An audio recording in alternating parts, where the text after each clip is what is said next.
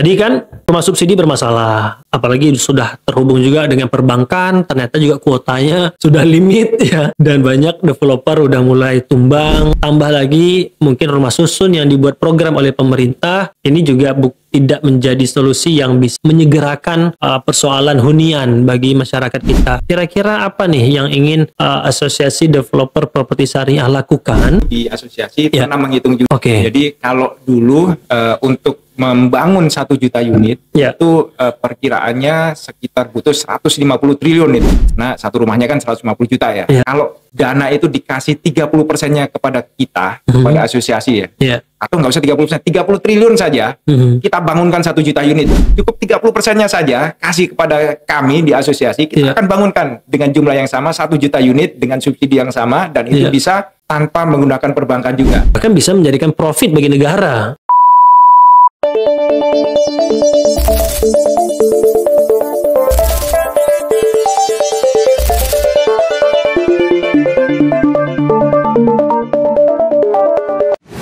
Menarik sekali nih Pak Arif. Artinya pemerintah bekerja sama dengan swasta atau dengan Asosiasi Developer Properti Syariah, bahwa pemerintah menyediakan lahan dan juga menyediakan dana untuk bangunan itu. Betul. Dana untuk boleh disebut misalkan sejenis rumah susun atau kawasan begitu ya. Tetapi harus diserahkan atau dikerjasamakan dengan boleh dibilang asosiasi developer yang memiliki perangkat tidak hanya sekedar membangunkan fisik tapi juga program begitu. Betul. Program mengelola lingkungan bagi masyarakat yang memang kurang mampu, sehingga economic skill mereka bisa naik gitu ya.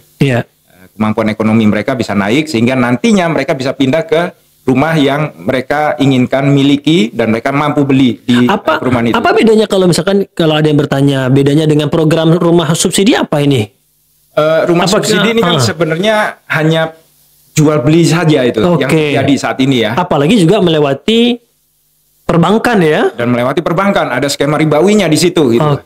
Dan yang jadi masalah kan itu tadi ada kuotanya yang terbatas. Kemudian juga ada permasalahan ketika dibuka rumah subsidi, yang beli itu bukan orang-orang yang nggak mampu itu ternyata, tapi orang-orang yang mampu pun beli 1 rumah, 2 rumah, 3 rumah untuk investasi yang nantinya dijual lagi. Ini kan jadi problem ini ya. Nah, sehingga kalau jadi satu sisi masyarakat berpenghasilan rendah nggak mampu dan tidak mau beli rumah subsidi, satu sisi yang beli malah cuman untuk investasi. Dan itu juga orang-orang yang menengah ke atas begitu. Betul. Jadi banyak problem di situ. Ada problem masalah keterbatasan dana, ada masalah distribusi yang tidak sesuai dengan niat awal gitu ya. Kemudian ada masalah yang tadi developernya sudah membangun, kemudian nggak dapat kuota, akhirnya kena ininya nih, kena jadi korban itu, getahnya itu kan. Nah, ini yang mungkin harus kita evaluasi ini. Mungkin pemerintah saat ini belum punya maklumat yang cukup untuk bisa bagaimana caranya menyelesaikan ini, karena mereka tahunya kan untuk mendapatkan pendanaan itu dari APBN itu, yang saat ini postur APBN itu kan hanya pendapatannya itu dari mana saja itu saat paling besar itu pajak dan utang luar negeri. Pajak, utang luar negeri, kemudian juga ada dari kekayaan sumber daya alam. Sumber daya alam itu dalam bentuk royalti kecil itu. Betul. Yang paling besar itu sebenarnya pendapatan negara dari pajak itu, Ustaz. Betul. 82% pendapatan negara APBN itu dari pajak. Iya. Nah, kalau mau pakai skema-skema yang cara-cara yang lama itu nggak akan selesai itu, Ustaz. Betul. Padahal kalau kita cek masalah pajak ini yang ngajarin kita majekin masyarakat itu siapa sih sebenarnya gitu kan? Iya. Kalau kita cek ke belakang gitu ya, pajak ini kan awalnya dari konsep Mesir kuno ini, Ustaz. Mesir kuno yang dipimpin oleh ya mungkin Ustaz kenal juga ya, namanya Fir'aun gitu ya. Nah, itu kan awalnya pajak dari sana itu. Terus turun temurun sampai kalau bahasa dulunya upeti gitu ya. Upeti gitu kan. Upeti semuanya bayar ke raja gitu. Sampai penjajah kita pun majekin kita kan. Betul. Kita merdeka, dilanjutkan program penjajah tersebut gitu ya. Pajaknya, penjajahannya melalui pajak elektronik gitu ya. Jadi rekening sudah terpotong, terus kemudian semuanya dipajakin, dipalakin. Nah, kalau mau menyelesaikan perumahan rakyat, maka stop pajak, Ustaz. Ini kok aneh gitu? Bukan aneh, ini terobosan ini.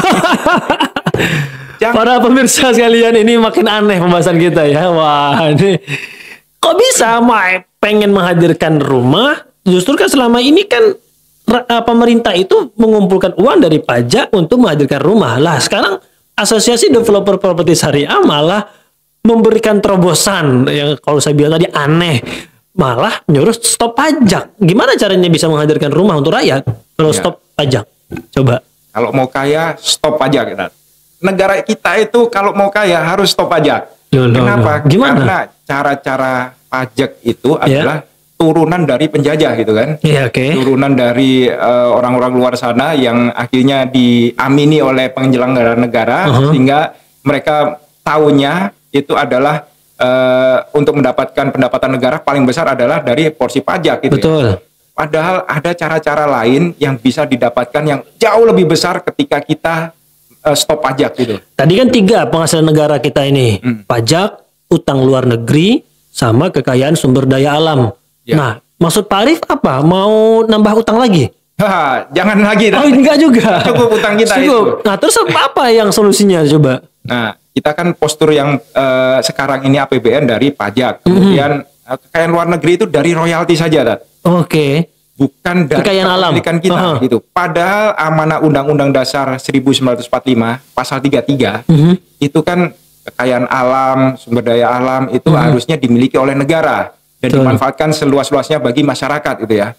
Pertanyaannya, apakah kita benar-benar sudah memiliki kekayaan negara itu? Apakah sudah kita kuasai kekayaan alam itu gitu ya? Untuk dimanfaatkan seluas-luasnya untuk masyarakat. Kalau kita cuma mengutip royalti saja yang 1-5% itu. Hanya 1-5%. Ini yang sebenarnya jauh lebih besar itu. Kalau misalnya kita stop pajak, nggak perlu kita majekin masyarakat kita. Kita kuasai dan kita hanya menjalankan pasal 33 Undang-Undang Dasar 1945. Itu yang katanya Pak Mahfud MD itu, Profesor Mahfud MD. Itu aja kalau kita jalankan, itu 20 juta per orang bisa kita danain itu. Bukan kita danain, kita gaji masyarakat kita nggak usah kerja, itu mereka bisa dapat itu 20 juta per bulan. Iya, itu bukan saya yang bicara itu ya, Pak Mahfud MD ya. Pak Mahfud MD itu yang bicara itu ya.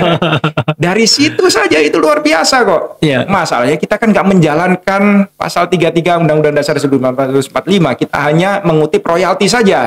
Itu masalahnya. Karena apa? Karena maklumat kita bagi penyelenggaraan negara tahunya yaitu hanya kita kutip royalti. Kita harus majekin masyarakat dari usaha-usaha yang dilakukan oleh orang-orang yang melakukan usaha di sini gitu ya. Nah, padahal itu kan cara-cara yang sudah kuno itu, sudah kolonial sebenarnya itu ya. Ini ada cara yang lebih besar lagi, lebih baik lagi, dan bukan hanya itu saja. Yang belum pernah masuk di postur APBN itu kan sebenarnya dulu waktu Pak Karno memulai negara Indonesia ini ya. Apa yang beliau lakukan? Beliau kan keliling itu, keliling ke masyarakat di Indonesia. Waktu itu saya tahu yang di Aceh itu kan, beliau pidato untuk bisa mengencourage masyarakat Aceh untuk menyumbang. Dan akhirnya apa? Pemerintah Indonesia mendapatkan sumbangan untuk membeli pesawat. Jadi infak sedekah itu harusnya dibuka juga postur untuk bisa didapatkan di APBN gitu ya. Iya, betul. Infak sedekah, kemudian wakaf. Wakaf ini kan luar biasa besar loh. Nah, ini juga menjadi satu concern juga. Penguasaan tanah di negara kita itu kan hanya dimiliki oleh segelintir orang, gitu ya. Dan itu disimpan untuk nantinya dijual ketika harga sudah mulai mahal atau lahan sudah terbatas. Nah, padahal kalau kita kembali lagi ke aturannya yang kalau kita sebagai seorang Muslim gitu ya, yang beragama Islam ya, aturan Islam itu kan sebenarnya jelas itu. Kalau misalnya ada tanah yang ditelantarkan itu akan berhak untuk diambil oleh negara itu. Kalau 3 tahun ditelantarkan berhak untuk diambil itu. Nah, satu sisi banyak orang yang tidak punya tanah, tidak punya rumah. Satu sisi betapa banyak dan luasnya tanah yang ditelantarkan sekian tahun lamanya. Betul, dan problem utama bagi pengadaan rumah bagi masyarakat itu adalah di tanah, di lahan. Begitu ya? Dana APBN untuk dikucurkan dana subsidi dan lain sebagainya, sebenarnya paling besar apa porsinya? Untuk beli tanah sebenarnya. Gitu ya. Nah, ini kan yang jadi problem utama. Betul sekali. Ketika itu bisa diselesaikan, kita buka infak, kita buka sedekah, kita buka program wakaf tanah misalnya. Wakaf tanah ini bisa diwakafkan masyarakat atau Pak Haji atau siapapun swasta yang punya lahan yang besar-besar kemudian nggak dipakai, nggak dikomersilkan gitu, nggak diberdayakan, itu diwakafkan kepada negara misalnya. Dan penegakan hukum oleh negara, tentunya. Hukum oleh negara juga terkait dengan juga. Terkait dengan lahan-lahan yang tadi dianggarkan lebih dari 3 tahun tadi itu Pak Arief ya. Betul. Nah, kalau itu bisa kita pemerintah bisa melakukan hal itu, kemudian ada sebenarnya pemerintah sudah bagus, sudah ada Badan Bank Tanah namanya, Ustaz. Oke. Badan Bank Tanah itu kan niatnya bagus untuk bisa menguasai lahan-lahan sehingga nanti lahannya dikerjasamakan kepada swasta untuk dibangun rumah-rumah gitu kan. Itu sudah bagus itu. Nah, cuman Badan Bank Tanah itu juga untuk menguasai lahan yang mereka tahu caranya adalah satu-satunya dengan membeli, biaya lagi itu. Padahal ada cara-cara yang lain dengan cara-cara misalnya kerjasama dengan pemilik lahan gitu ya. Cara-cara misalnya kalau misalnya pemilik lahannya mau mewakafkan itu untuk pemerintah nggak perlu belanja lahan lagi. Sudah tinggal dibangunkan saja rumahnya gitu kan. Rumahnya tetap milik dari pemerintah.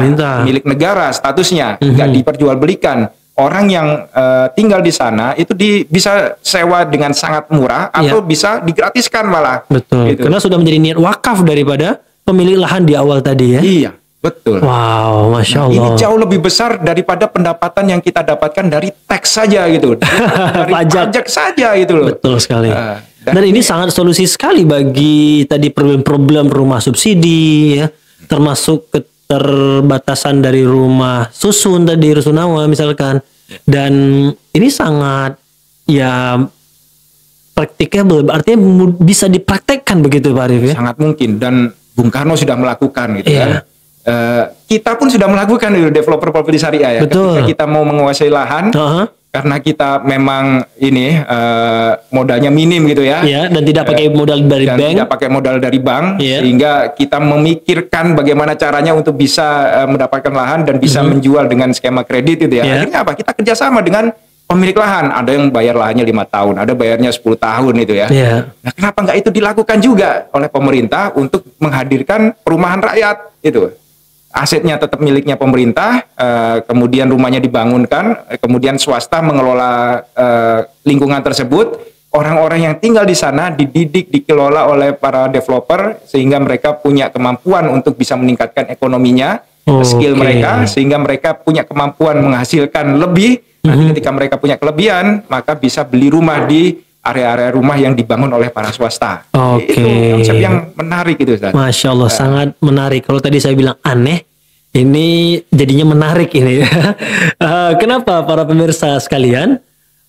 Kalau tadi dari Asosiasi Developer Properti Syariah mengatakan stop program Tapera, dan kemudian juga menawarkan sebuah solusi yang bisa menyelesaikan persoalan yang terjadi pada program rumah subsidi. Ya, dan juga kita memberikan penawaran atas keterbatasan rumah susun atau rusunawa yang tidak memiliki program yang secara komprehensif untuk melakukan peningkatan ekonomi atau pembinaan terhadap masyarakat, maka Asosiasi Developer Properti Syariah memiliki sebuah konsepsi yang luar biasa. Tadi dari pendanaan, ya, kemudian dari pembebasan lahan oleh pemerintah bisa dilakukan dengan sangat masif, dengan sangat besar sekali. Dan kemudian dari Asosiasi Developer Properti Syariah siap untuk membangunkan dan menjalankan program ya. Jadi tidak sekedar menjadi mitra atau apalagi mengambil keuntungan daripada perbankan, akan tetapi justru memberikan tawaran untuk hunian. Nah, sedangkan masyarakat kelas menengah ke atas yang mungkin mampu membeli secara cash atau kredit tanpa bank itu bisa langsung melakukan transaksi dengan Asosiasi Developer Properti Syariah. Wah, keren. Jadi program sebelumnya stop Tapera. Sekarang stop pajak. Stop pajak. Ini mengerikan ya. Mengerikan tapi menantang ya. Kenapa menantang? Karena ini membawa kepada kita untuk berpindah dari proses berpikir yang selama ini boleh dibilang kita terpenjara dalam sebuah pemikiran yang ikut-ikutan atau membebek, seolah-olah tidak ada jawaban atau solusi alternatif lain yang sebenarnya lebih potensial. Tadi Pak Arief bilang ya, dari pengelolaan sumber daya alam, jangan cuma royalti 1-5%. Ya. Tetapi kita miliki dan kita kuasai dan kita kelola sendiri. Dan mungkin 95%-nya kita. 5%-nya baru mitra yang kita kerjasamakan gitu. Ya. Belum lagi pengoptimalan zakat, infak, sedekah, wakaf dengan pengelola yang amanah tentunya Pak Arif ya. Ya. Dan itu pemerintah yang melakukan itu, mengelolanya itu. Betul sekali. Tidak diserahkan kepada swasta untuk mengelola zakat ziswaf itu ya. Tapi pemerintah yang melakukan itu, yang mengelola itu. Dan pemerintah juga melakukan tindakan tegas bagi pemilik-pemilik lahan yang mendominasi Indonesia ini, yang menelantarkan lahan, memiliki lahan ya jutaan hektar, tapi ditelantarkan begitu saja bertahun-tahun. Padahal mungkin memberikan sebagian kecil untuk wakaf itu memberikan pahala dan juga solusi bagi rakyat Indonesia. Begitu ya Pak Arif ya? Betul. Oke, terakhir Pak Arif. Waduh, kok terakhir? Pengennya lama ya, cuman ini panjang banget ini kita nih ngobrol kita, Masya Allah. Terakhir dulu deh, nanti kita jumpa lagi ya pemirsa. Silakan like, subscribe, dan share program kita kali ini. Dan insya Allah setiap share kita mudah-mudahan ada manfaat yang didapatkan oleh orang yang menonton atas share kita, dan mudah-mudahan juga mengalir pahala bagi kita. Terakhir Pak Arif, tadi kan rumah subsidi bermasalah, apalagi sudah terhubung juga dengan perbankan, ternyata juga kuotanya sudah limit ya, dan banyak developer udah mulai tumbang, sakit ya, olahraga jantung katanya dan lain sebagainya. Tambah lagi mungkin rumah susun yang dibuat program oleh pemerintah ini juga tidak menjadi solusi yang bisa menyegerakan persoalan hunian bagi masyarakat kita. Terlebih kita belum pernah menemukan rumah susun di Indonesia ini yang memiliki program peningkatan ekonomi, terus kemudian pembangunan karakter Islami ya, dan juga mungkin pengelolaan masyarakatnya ya. Nah, secara praktis kira-kira apa nih yang ingin Asosiasi Developer Properti Syariah lakukan kepada pemerintah, tawaran-tawarannya, karena secara jangka panjang mungkin untuk menguasai tadi sumber daya alam, untuk stop pajak tadi misalkan ya, mungkin itu jangka pendek bisa oke, kita menyegerakan itu. Tetapi kalau kita lihat yang di depan mata kita sekarang ini, ADPS, Asosiasi Developer Properti Syariah, yang selama ini sudah membuktikan belasan tahun bermain di ranah ekonomi menengah ke atas, kira-kira mampu nggak untuk berkolaborasi dengan pemerintah dalam memberikan hunian tadi atau kepemilikan bagi masyarakat berpenghasilan rendah, tanpa harus menunggu dulu jangka panjang nih untuk menguasai sumber daya alam dan nyetop pajak. Kira-kira gimana Pak Arif?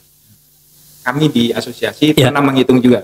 Jadi kalau dulu untuk membangun 1 juta unit itu perkiraannya sekitar butuh 150 triliun itu. 150 triliun. Nah, karena satu rumahnya kan 150 juta ya. Kalau dana itu dikasih 30%-nya kepada kita, kepada asosiasi ya. Atau nggak usah 30%, 30 triliun saja, kita bangunkan 1 juta unit. Itu sudah saving banyak sekali APBN gitu ya. Jadi nggak harus 150 juta kali 1 juta unit untuk bisa membangun 1 juta unit rumah gitu ya. Cukup 30%-nya saja kasih kepada kami di asosiasi, kita akan bangunkan dengan jumlah yang sama 1 juta unit dengan subsidi yang sama, dan itu bisa tanpa menggunakan perbankan juga. Nah, ini salah satu opsi yang bisa dilakukan ketika pemerintah mau berkolaborasi dengan kami tanpa melakukan hal-hal yang tadi gitu ya. Yang merubah aturan-aturan, nggak usah kita ubah aturan dulu deh. Dana itu kita kelola dengan baik, hanya 30%-nya saja itu bisa kita bangunkan jauh lebih besar daripada yang sudah dilakukan oleh pemerintah saat ini. Tanpa perbankan. Tanpa menggunakan perbankan dan juga. Dan keuntungan yang didapatkan oleh developer bisa sharing dengan pemerintah untuk pengembangan daerah atau pengembangan negara atau pengembangan program-program yang lain, begitu kira-kira. Betul. Ini kan menarik ini Ustaz, untuk bisa dikolaborasikan dan bisa dijalankan dengan misalnya tadi Pak Prabowo dengan 3 juta unit butuh 500 triliun. Kasih saja kita 150 triliun, 30%-nya saja, itu bisa kita bangunkan 3 juta unit itu. Nah, ini kan satu terobosan untuk bisa saving APBN. Betul dan itu sekali. Terlalu berat itu sebenarnya. Dan bahkan bisa menjadikan profit bagi negara. Dan bisa menjadikan profit bagi negara. Yeah. Caranya gimana? Caranya ya tetap harus ada peran pemerintah di sana. Ada regulasi. Ada regulasi yang dilakukan, yaitu peran pemerintah untuk bisa menghadirkan lahan-lahan yang bisa dikerjasamakan kepada para developer properti syariah. Nah, dengan adanya bank tanah tadi ya, bank tanah itu dipakai untuk agar nanti masyarakat-masyarakat yang memiliki lahan, Pak Haji itu serahkan saja tanahnya kepada bank tanah, kemudian bank tanah mengeluarkan sertifikat misalnya kepemilikan dalam satu proyek itu adalah profit dengan kepemilikan saham sekian persen misalnya, dikasih kepada masyarakat yang memiliki rumah tersebut, kepada Pak Haji itu, sehingga Pak Haji tanahnya nggak hilang kok, tetap pegang, dan mereka punya kebanggaan bahwa tanahnya itu dia ikut program, Pak Haji itu ikut program untuk bisa mewujudkan 1 juta unit atau 3 juta unit bagi masyarakat. Nah, dengan dimasukkan kepada bank tanah, maka nanti developer properti syariah bisa bekerja sama dengan bank tanah untuk mengelola lahan tersebut itu. Nah, kemudian kita bangunkan unitnya dengan tanpa menggunakan perbankan, dan kita bisa kasih kredit kepada masyarakat itu bisa 10 tahun, bisa 15 tahun tanpa menggunakan perbankan juga. Karena belanja lahannya kita sudah dibantu oleh bank tanah tadi gitu ya. Masyarakat nggak kehilangan karena dapat sertifikat resmi dari negara melalui bank tanah tersebut. Itu salah satu. Dan Pak Haji pun juga mendapatkan bagian dari lahan yang telah diberikannya. Iya, betul. Baik. Nah, ini jadi kepemilikan dari satu proyek untuk membangun 1 juta unit nggak dimiliki oleh perbankan, nggak dimiliki oleh developer saja, tapi juga para karena skema kita nggak pakai perbankan, maka Pak Haji itu akan merasa bangga itu untuk bisa menyumbangkan hartanya, lahannya. Jadi mereka punya kebanggaan tersendiri untuk membangun 1 juta unit juga itu. Mungkinkah Pak Haji juga bisa memiliki profit di dalamnya? Sangat mungkin. Sangat mungkin kan? Iya. Dan ini juga bisa jadi solusi juga untuk membangun negara kita. Bukan hanya perumahan rakyat, tapi misalnya membangun jalan tol, membangun infrastruktur yang lain. Itu skema-skema kerjasama bisa dilakukan, dan kita sudah punya infrastrukturnya itu ya. Bank tanah itu sangat bagus sekali untuk bisa dijalankan, dan selama bank tanah itu tidak harus belanja tanah dengan cash gitu. Betul. Dengan cara-cara yang kerjasama yang sudah biasa kita lakukan itu sangat memungkinkan. Insya Allah kita bisa ajarkan itu metode-metodenya, pola-polanya, bisnis modelnya seperti apa. Insya Allah kita sudah punya juga karena kita sudah lakukan itu selama 10 tahun. Dan alhamdulillah ini bisnis model yang sangat matang dan terbukti bisa membangun sampai 100.000 unit sampai setahun ini ya. Wow, gitu. Masya Allah, alhamdulillah. Bagi yang kenal dengan otorita bank tanah di Indonesia, boleh hubungi Ketua Umum Asosiasi Developer Properti Syariah.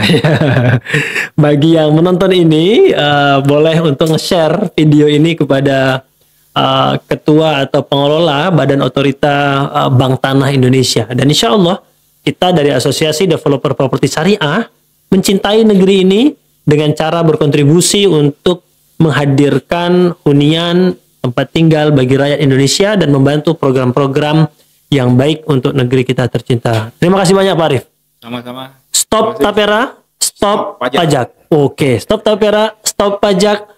Hentikan pengelolaan sumber daya alam oleh asing atau swasta, kelola oleh negeri kita sendiri, oleh negara kita, dan lakukan langkah-langkah yang tepat untuk menghadirkan hunian, dan insya Allah negara bersama dengan Asosiasi Developer Properti Syariah dan bersama dengan Pak Haji pemilik lahan untuk bisa berkontribusi menghadirkan dan mensukseskan program negara kita, dan mudah-mudahan itu membawa kepada kita keberkahan, keridhaan Allah Subhanahu wa taala. Sekali lagi terima kasih banyak Pak Arif.